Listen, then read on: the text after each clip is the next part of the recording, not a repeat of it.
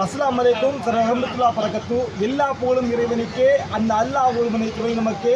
எல்லாம் வல்ல ஏக இறைவனுடைய திருப்பெயரால் உள்ளங்கவர் ஓவியமே, உற்சாக காவியமே, மானிய மகிமே, மரகத குயிலே, தேனே தமிழே, திரட்டாத காவியமே, வானகமே, வையகமே, இனி வாழ வைத்துக் கொண்டிருக்கக்கூடிய தமிழமே உனையின் தலையால் வழங்கி தமிழால் வாழ்த்தி முக்கடல் முத்தமிடும் முத்தமிழ்த்துடைய வரலாற்று சிறப்பு மிக்க தென்கரை ஓரம் முதவாது கிடந்த உதச்சிக்கோட்டை விஜயனுடைய தமிழ் இன்று மிகச்சிறந்த உயர்ந்த உலகுக்கு அறிந்த ஒரு மிகச்சிறந்த மனிதரை பற்றி பேச இருக்கிறது.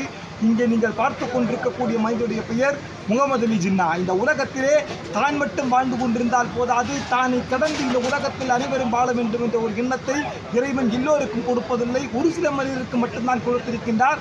அப்படி இந்த உலகம் அறிந்த ஒரு சில மனிதர்கள் இவரும் ஒருவர். இவருடைய ஊர் தென்காசி. இவர் செய்து கொண்டிருக்கக்கூடிய சேவை என்னவென்று சொன்னால், இந்த தமிழகத்திலே பசி என்பது இருக்கவே கூடாது என்பதற்காக பசியில்லா தமிழகம் என்ற ஒரு மாபெரும் அமைப்பை உருவாக்கி தமிழகத்தினுடைய முத்தான முதல்வர் முத்துவேல் கருணாநிதி ஸ்டாலின் எங்களுடைய தளபதியினுடைய கரங்களாலே மிகச்சிறந்த விருதை பெற்றவர்.